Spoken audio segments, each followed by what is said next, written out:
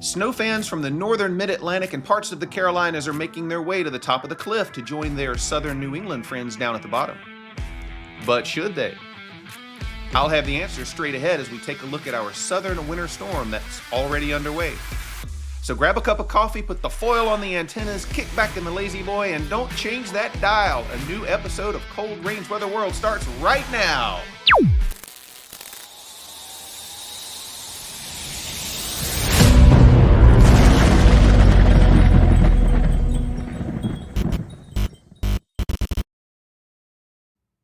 Hi folks, and welcome back to the channel. My name is Jason Pritchard, your host of Cold Range Weather World, where we talk about current weather and upcoming weather events so that you're informed of weather that's impacting the United States and your particular area.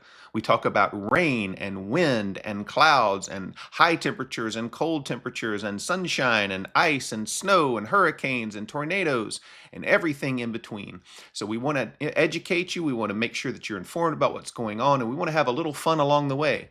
And today I'd like to extend a special welcome to our Platinum members and also to our Gold members. And of course, we don't want to leave out our Silver members or Bronze members or Copper members either. So thank you all for joining us. Business class members, Priority 1 members, members who have used our credit card service and our mortgage service, thank you for joining us. And members who even tried to log in with Kohl's Cash. So we want to thank you too, especially. Now, we've got a lot to cover today. So before we dive in, I want to remind you as always, to please subscribe to the channel. Consider leaving a comment in the comment section, maybe a question about the show, maybe a question for me, maybe even a suggestion for future shows, or just a weather question in general. Please leave that down there. Most importantly, leave a prayer request. If there's something that we can pray over for you, we want to do that and lift you up. So please leave a comment or prayer request in the comment section, and we'll make sure to do that. I will put timestamps in the description so that you know exactly where we are in the show, and you can skip ahead if you don't want to watch the whole entire show. But I encourage you to watch the whole show because you're going to get something out of it, and you'll be glad that you did, and hopefully have a little fun along the way. Hit that like button too. So with that, we're going to start with today's trivia question. Now, first thing we're going to do is try to figure out what this word is. Tavivia. Anybody know what that is? Because I don't know what it is, but it appeared all throughout our show yesterday when we did our trivia question.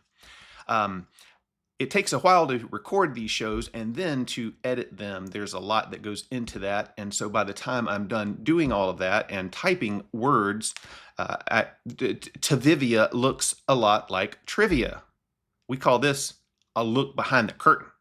So that's what's going on. I don't think I've had a show yet where there hasn't been a misspelling or some kind of a goof. Maybe I'll do a bloopers reel someday, but that's what's going on. So today we're going to do a trivia question. And we're going to start with spelling it correctly, trivia. So that's good. We're off on the right foot already. But today's question has to do with thunderstorms. Thunderstorms. Okay. What is the term for a strong downdraft of wind from a thunderstorm? Now, we know that thunderstorms suck up warm, moist air and they puke out cold air or cooler air. And you feel that as the thunderstorm comes through and you feel the gust of wind, the temperature turns cooler. And sometimes those winds are very strong. So what do we call that downdraft of wind? Not a tornado, but it's a straight line wind. Sometimes we call it a quick burst of wind. What do we call that down? So I'll give you a little hint there. Is it A, an updraft, B, a microburst, C, a gust front, or D, a big macroburst? Okay, if you know the answer, type it in the comment section or wait till the end of the show and I will tell you. With that, we're going to start today with the satellite picture. And yesterday was pretty quiet. Today we've got some clouds out here, out and about. And some of these clouds are important because they are creating a winter storm. And you can see as the satellite comes into play, there's a lot of cloud cover here. Cold air is at the surface, and clouds are forming aloft because energy is coming together to create a precipitation event, and that's going to be in the form of snow and ice across the south. And so we're going to go ahead and zoom in quickly and take a look at the radar image. And I'm going to go cast my gaze from the main screen to the secondary screen to make sure everything's centered in here. So I'm going to scroll in think yesterday I was kind of off the page a little bit. So we're going to take a look. Look, so we've got snow breaking out here across portions of Kansas and Oklahoma and Missouri. Now, some of this is not reaching the ground. The air is very dry, and so it takes a while. Dry air is very good at eating up snow. So you're sitting here watching the clouds, and you're seeing a little fuzzy layer at the bottom of the clouds, and you're wondering, well, the radar shows snow, but it's not snowing. Well, that's because the dry air is eating the snow. It does that, it cools the air down even further, and then eventually it saturates and snow makes it to the ground. So if we zoom in here, you see this little band of snow. This is, I think, where the main area of snow is falling right now. And you can see it's sitting up right in here from Garden City over toward Wichita. And that's going to continue to increase in coverage as we go throughout the day. So we're gonna take a look at all of that good stuff. Temperatures are very, very cold, folks. So we've got temperatures in the single digits in parts of Kansas all the way up to the, here, let's zoom back out and we'll scroll up here a little bit so you can see, put this in the center of the country. Cold air way up here in Canada, minus 40 degrees. This is like air temperatures. This isn't wind chills. This is minus 40 up here in Saskatoon, and Regina is almost minus 40 as well. So we come down here to the States and we'll zoom in a little bit. We've got Bismarck at minus 23, Williston at minus 27, over here at Moorhead minus 16, Sioux Falls minus 10, Rapid City minus 9, Gillette minus 4. So this is very cold. Remember yesterday we talked about this. This purple to blue is the 0 line. Anything above that is below 0. Anything below is above 0. So these temperatures are very, very cold. And to that end, the National Weather Service has issued extreme cold warnings all the way down into southern Texas with cold air advisories surrounding that. This goes up just like this. Folks, this is the ice box. Frigid temperatures here. Temperatures in the minus, let's do it this way. This is how we'll outline it. Temperatures in the minus single digits, especially in the northern parts. I don't think we're going to get that low down here, but minus single digits, wind chills to minus 60 degrees. Got a lot of strong winds in here blowing. So if you're in this area, bundle up, stay inside, try not to spend a lot of time outside, and you definitely better bundle up because you get frostbite pretty quick in those kinds of temperatures. Now we're going to spend a lot of time on this map today, but just know we've got winter storm warnings here in Kansas all the way to North Carolina and to Virginia. Winter storm watches are up. Winter weather advisories will probably be posted for some of these areas over here. I think they are already. So we've got a big winter storm that's going to impact quite a large area of the central portion of the country into the south, upper southeast, lower mid-Atlantic. And so what's driving all of this? So we've got energy in the upper atmosphere that is coming through, and it's starting to spark precipitation. This is the latest run of the NAM. The NAM has two versions, a 3K version and a 12K version. The 3K has a little bit better resolution. This has just come out, so we're going to take a look at it. And this is the NAM's interpretation of what the radar is going to look like. So right in the next a couple of hours, you're really going to see snow pick up here in Kansas. And watch how this kind of evolves. You got purple, that's sleet. Pink is freezing rain. Green, of course, is rain down in Texas and Louisiana. But you can see that snow banding start to break out and take over as we get on in through the afternoon today. These areas in here where you're seeing, and let me get on a better display for this one here so it centers it better. These areas in here where you see the darker areas, this is heavier snow. This is called snow banding. And this happens, you hear this on TV a lot. People will talk about snow banding. And snow banding is kind of hard to sometimes predict. But what happens is in the, a few thousand feet off the ground, you have what's called frontogenesis. Frontogenesis is just the genesis or creation of a front of some type. A front separates two different air masses. It could separate a dry air mass from a moist air mass, or a warm air mass from a cold air mass. We see cold fronts and warm fronts all the time, but they can happen aloft too. And so they do. And where that happens, oftentimes you get convergence, more strong lift, and you get bands of snow, and they sort of align along in this direction here, and you can kind of see that. I just clicked on a sounding. We're not ready for soundings yet. We are going to look at a sounding. So this is how it kind of aligns, and you can see that. So we've got a frontogenesis band that's on the up around maybe 8,000 feet, 10,000 feet here, and it's creating additional lift and you're getting stronger snow there. Now, that's going to move on throughout the day and move off into Tennessee and Kentucky, and there it goes. And you can see over Arkansas, what's going on here? A lot of sleet in here. So why is that happening? We're going to take a look at that in a minute. So hold that in your mind. Don't go anywhere. So this is our snow map. This is how the snow map should evolve over time. The heaviest snows, we can, to some degree, disregard the amounts that any model prints out. There's some of these models don't do a great job illustrating the snow map here, but the footprint is good. So anywhere from, I'm going to use my yellow marker again, but anywhere from southeast Kansas to northeast Oklahoma, through much of southern Missouri, these areas here are going to pick up anywhere from 6 to 10 inches with locally higher amounts, over a foot. The earlier run of this had a much beefier snow output here, but still thinking 6 to 10 inches is a good bet inside of this yellow circle. It just depends on where those snow bands set up. Those areas could see a little bit more, maybe a foot, 14 inches, something like that. So nice little winter storm out for you guys out in Kansas, Missouri, Oklahoma, and even into Arkansas too. So northern Arkansas is getting in on the snow action. And but what happens here in Arkansas? This is sleet. So a little bit of freezing rain below this. We're not going to show that, but this is the sleet map. Look at that. Oklahoma, Arkansas, down into Texas, you're getting sleet. Why is that? We talked about this the other day. If you paid attention, you'll know exactly what's going on here. But this is a sounding. Ignore most of what you see here because I don't want you to glaze over. Let's go back to our other display and ignore a lot of the stuff over here on the right. But we're going to take a look at this. This is your temperature of the atmosphere. This red line, the green line is the dew point, but the red line is the temperature of the atmosphere as you go up in height. The yellow part here that I'm drawing, this dotted line, is the freezing line at the surface all the way up through the layers of the atmosphere. If you want all snow, you better keep your temperature below freezing to the left of this line all the way up. But what happens here? Look at this.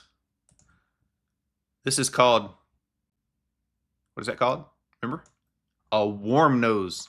This is a warm nose. This means your temperature is of the atmosphere at this layer, and this is about 850 millibars, so about 5,000 feet up, you've got this big kind of wide layer above freezing. It's approaching 10 degrees Celsius, so we're about 5-6 degrees here. This area is this area in here is going to ensure that all of your snowflakes melt with great efficiency, and then they're going to refreeze as they come down. Get right in this area here, you get back below freezing. So sleet pellets, look at that. See my little sleet pellets here? You guys are going to get sleeted. This is called a sleet fest. We see this a lot of times in the wintertime, especially as you get on the southern fringes of some of these storm tracks. So that's what's going on. We're going to erase that. We've got a warm layer coming in. This is going to happen in the Carolinas too. We'll see that in a minute.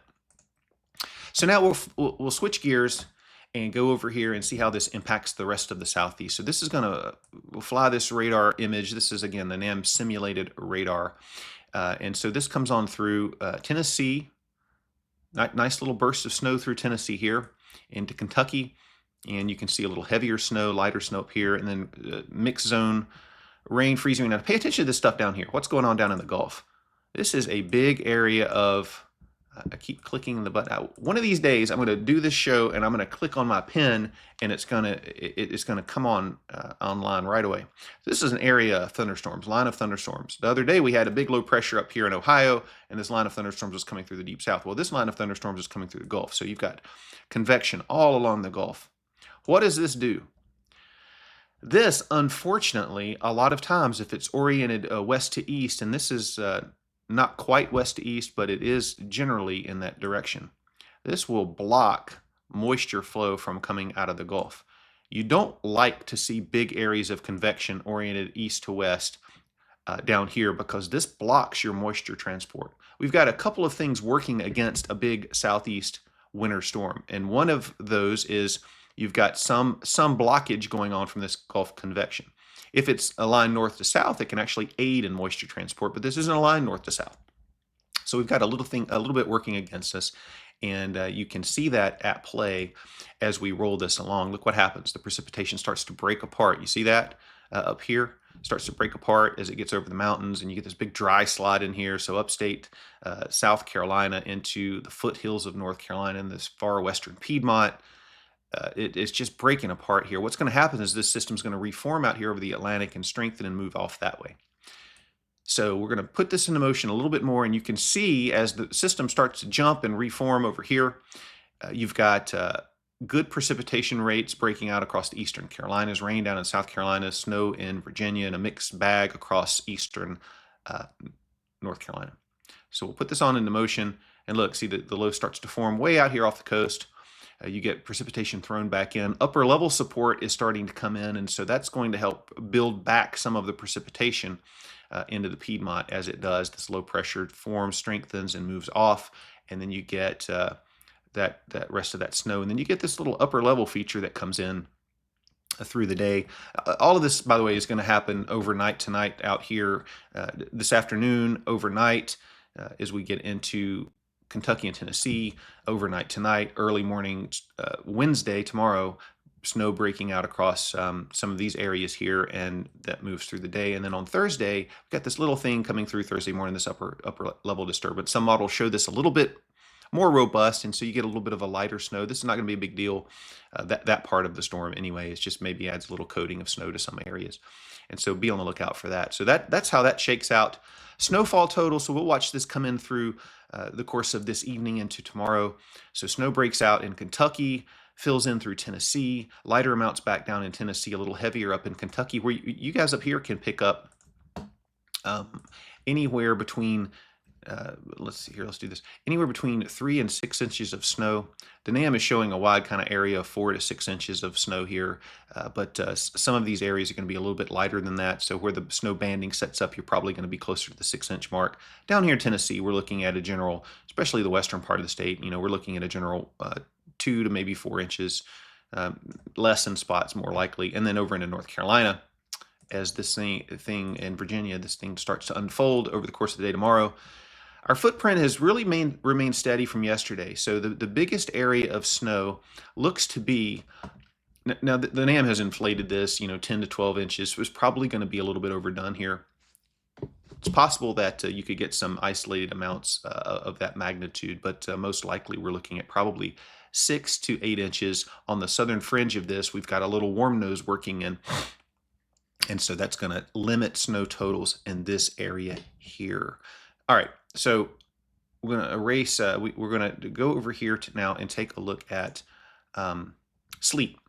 So we talked about the warm nose. Okay, so we see sleet in Arkansas. You got quite a bit of sleet there. And then look, as this thing cranks up over here, this has got sleet all the way up to the RDU airport now. This was farther south yesterday, but you've got quite a nice sleet footprint here. And so as the NAM starts to get in range, it's still a little bit out of its range, so I wouldn't pay attention specifically to the snowfall amounts or the sleet amounts or anything like that. But as it starts to come into range tomorrow a little bit better, you'll get an idea of where all of this stuff will set up. But somewhere along in this area here, I'm gonna draw this like this. Somewhere in here is where you're going to see that warm layer above the surface work in like this. The NAM does a pretty good job of picking these things up. Some of the other models keep this warm layer out, and so you have more snow up, that maybe looks kind of like this, and you have a little bit less of a warm layer. But the NAM is pretty good about picking up those warm layers. So this is concerning if you're back into the triangle over toward, maybe central portions of the state, just eastern triad area. I think we've got to worry about the NAM, what the NAM is showing here about the warm air pushing in a little bit more and turning over to some folks to some sleet here. So we're going to have to watch that. No way to really nail that down until we get until the event starts to unfold and we can actually see the layers better and what they're doing. So we'll roll that out, and there's the sleet map, freezing rain, where your layer is not quite shallow, not quite deep enough to turn those raindrops that are melted by that warm layer back into ice. They hit and freeze on contact. This is probably a good depiction of where that freezing rain area will fall. It's going to fall kind of, down here, potentially into South Carolina. I don't know if we get all the freezing rain all the way down to this area, but this is your main axis of freezing rain is the way it looks now. So sleet, freezing rain, snow, kind of a mixed bag across this area, but your heavier footprint is certainly looking like it's going to be somewhere around here. So we'll keep an eye on it as we go through the evening. Now, what is driving all of this? This is an upper level energy map. We're not going to spend too much time on this because we've looked at it the last couple of days, but here's our southern stream energy down here. Notice this little kind of bend in the lines, okay? When you get this little kink in the lines here, these height lines, this is allowing some level of moisture transport up this way. You can kind of see a little bit of these little wind barbs here. They have a slight southwesterly trajectory. As we go through time here, watch what happens. You got northern energy kind of coming in here.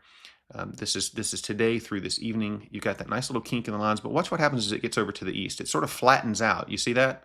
And now you've got these wind barbs are basically westerly winds. You'd like southwesterly winds to bring in some moisture out of the Gulf, but that's just not happening. You've got some moisture transport issues down here, and this is weakening too. So you've got a couple of things working against a widespread precipitation event.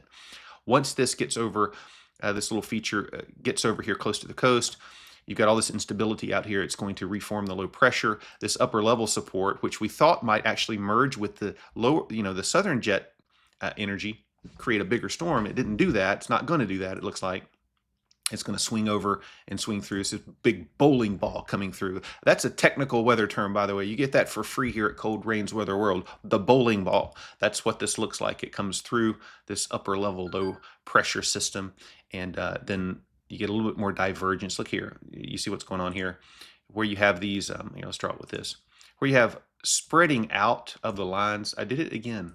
I can't do this right. I'm going to get this right one day. You guys are going to be impressed when this happens. See these lines? They kind of diverge out, open up like this. When you see that, that's lift. That's spreading out of the air aloft. And when you spread air out aloft, it's like a vacuum cleaner. You ever take your hands in a pool like this and you go like that real fast? Water comes up, right? That's the same thing that's going on here. Air is going like that up at 500 millibars, so about 18,000 feet. It forces air to come up from the surface. And so you get lift. And where you have lift, you have clouds, and you have what? Precipitation. That's right. Good answer. And so that's how that works. And so unfortunately, all of that's going to be taking place a little bit too far east to deliver a large area of winter weather, deep snow and that kind of thing across a large area of the South. So that's what's happening there. And as you can see, this sort of reforms and goes on up. And we saw this earlier, but that's what's going on. So that is a tour of our winter weather. The next thing that we're going to do is take a look at some of the National Weather Service offices. But first, we're going to hear from our sponsor after these messages. So today's sponsor is a returning sponsor. They were so popular the first time, we sent a lot of business their way. And so they are back today with another message. This is the Crooked Wrench Automotive Group. Are you tired of dealing with auto mechanics who are fast, friendly, and affordable? Well, here at the Crooked Wrench, you don't have to worry about any of that. If your car won't start, or if it sputters down the highway, or if you need routine maintenance, just bring it by and we'll get to it eventually. Our mechanics take pride in knowing that you don't know jack about cars. In fact, we know that you don't know what we know, and that means more money for us. We'll be sure to take our time and keep the meter running, and if we don't fix it right the first time, just bring it back for another try. It's not that we don't know what we're doing, it's that we really just don't care all that much. It's not our car, it's yours. So come see us at the Crooked Wrench, where we work slow and charge fast. Give us a try just once and we'll hook you for life. Credit cards not accepted. Special offers void where prohibited. No CODs. Thank you, Crooked Wrench. Appreciate the sponsorship. If you all know any additional sponsors we could use, feel free to send those to us in the comments section.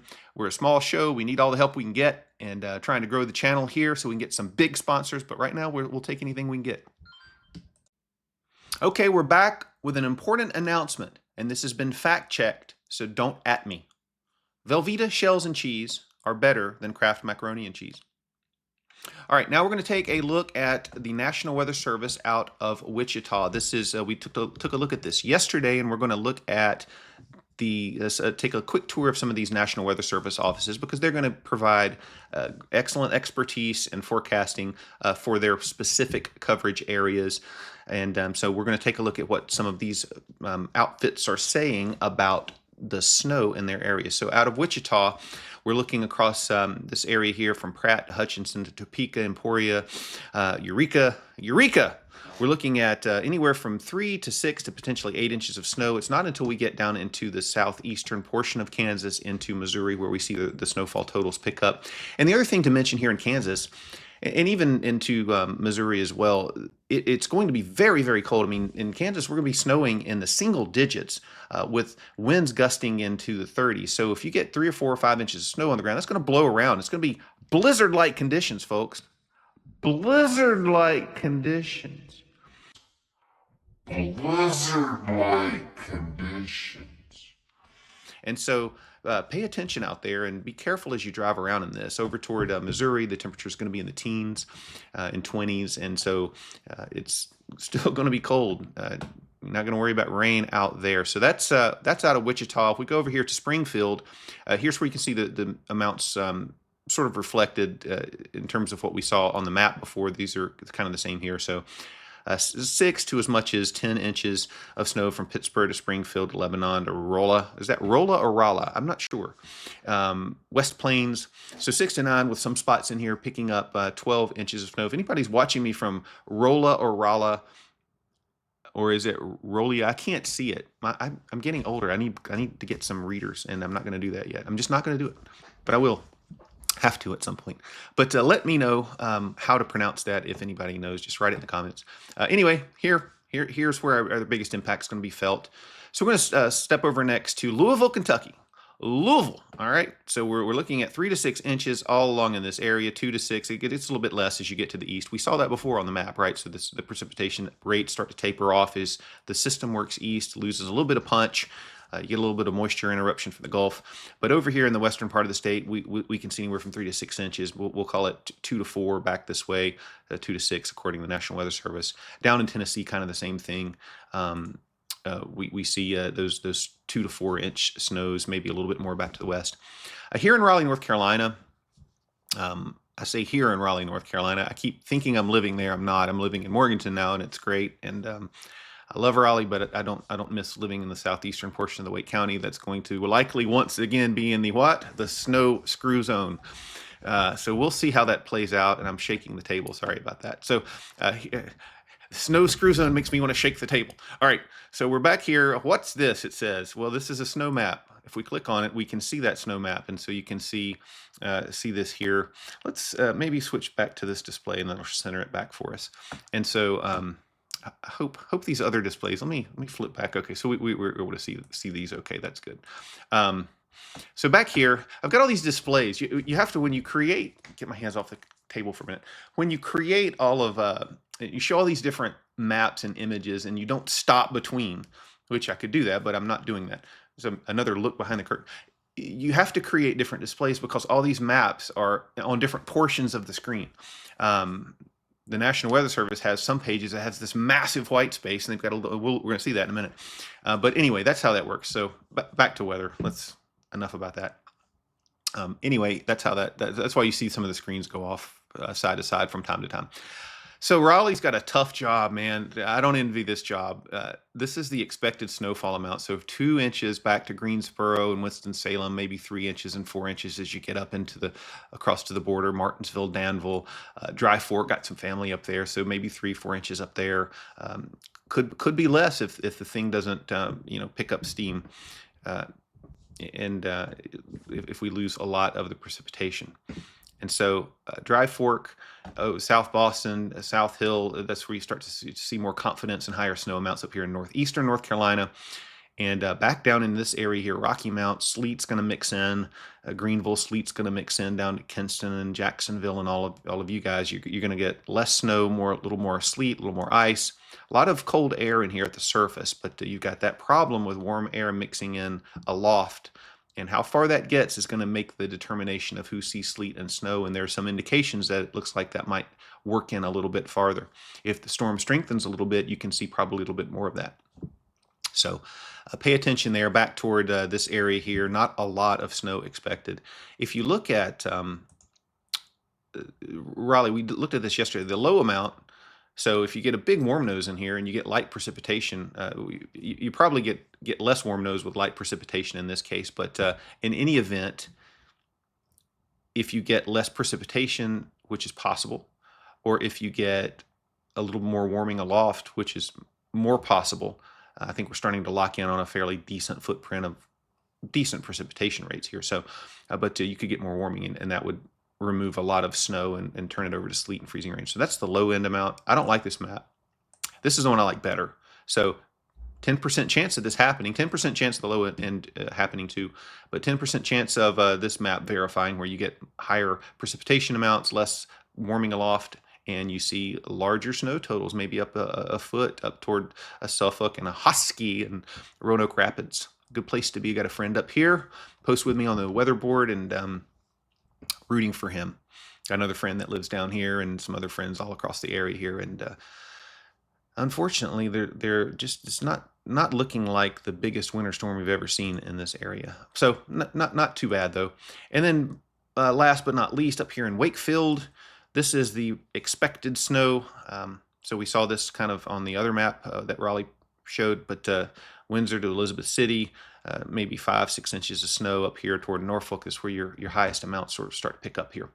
And then if we look at the low end, 3 to 4, back toward 1 and 0, and then the higher end amount. So this is 12 to 14 inches potentially up here. If the storm gets its act together, not too worried about mixing up in here. So this should be all snow safely. And so this is a good area, maybe as much as 18, 19 inches here. Again, this is a very low chance of this happening, but there's a risk. The storm could develop a little stronger than the models are seeing today, but there's really no models showing that. And so we have a little bit of a higher confidence that our expected snowfall map is more likely to verify. And there you have it. That is a wrap for our winter weather update. And last but not least, a quick look at the longer range forecast here. This is the MJO. We talk about this. This is the tropical area of tropical convection that can influence the jet stream.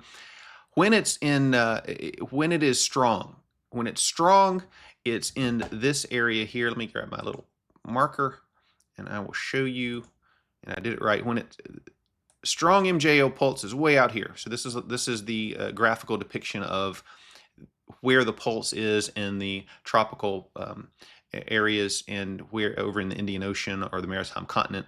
This is just a circular graphical representation of that. If you were to think about the path potential of the MJO, and instead of drawing a linear chart, you wanted to make it in a circle, you could label it with numbers and give each number sort of a zone of where it would be as it passes from west to east. And that's what's done here. And so this really shows you from 8, 1, 2, into 3. This is where your cold phases are. And when the pulse is shown to be somewhere out in this range, between this and that little inner circle, that's a pretty strong pulse. It has the potential to influence the pattern. When it dives in, like this is showing here, into the circle, that means that the pulse is very, very weak to non-existent, and its influence on the pattern becomes much less, and other things have to drive the pattern, like a La Nina, for example, that we're in. And so La Nina is not favorable for cold and stormy conditions in the east, but the MJO sometimes can overwhelm that. But it looks like it's going to lose some influence as we get on into early March. It didn't look like that a couple of weeks ago, but now it does. And so the National Weather Service, or the Climate Prediction Center, has put out their forecast for above normal temperatures out here into the west, working into the east. We're still near normal here.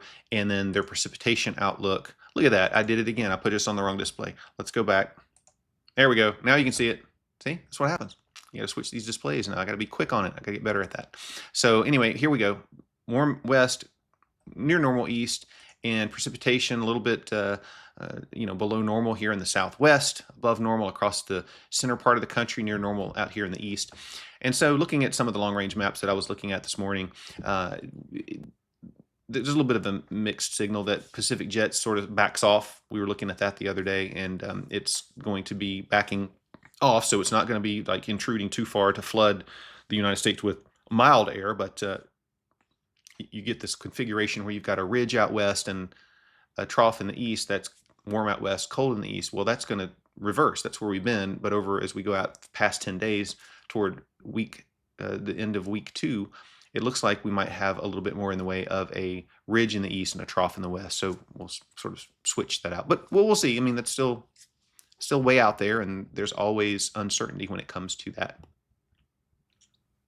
So before we get to the answer of today's trivia question, we are going to have a segment that we haven't had in a few days called Hometown Hotspot. And today's Hometown Hotspot is a name that, if you're familiar with weather and you like movies, you may know it. Waukeeta, Oklahoma. Do you know what movie that was featured in? I bet you do. Located in Grant County, Oklahoma, the town of Waukeeta was founded in 1893 and has a population of just over, wait for it, 300. It was named after an influential Cherokee chief. He was an important figure in the town at that time. And the town was featured in the 1996 movie, one of my all-time favorite movies, Twister. Now, we could look at Twister, and we might do this one day and look at the meteorological accuracy of the movie. But if we set any of those question marks aside, it was a wonderful movie. Twisters, not so much. That one sort of missed the mark. But it was action-packed. It left a lot of meat on the bone, folks. We won't get into that today. We're talking about Waukeeta, Oklahoma. And it's also home to the Twister Museum. So if you ever want to see memorabilia from the movie or photos or any kind of other iconic objects from Twister, you can go to Waukeeta, Oklahoma and visit the Twister Museum. And you can also eat at the Twister Cafe. The town's water tower was featured in the movie, of course. And if you ever make it out there, be sure, as I said, to grab a bite to eat at the Twister Cafe or at Greasy Steve's. The menu looks pretty good. Give it a shot. Now, we'll wrap up.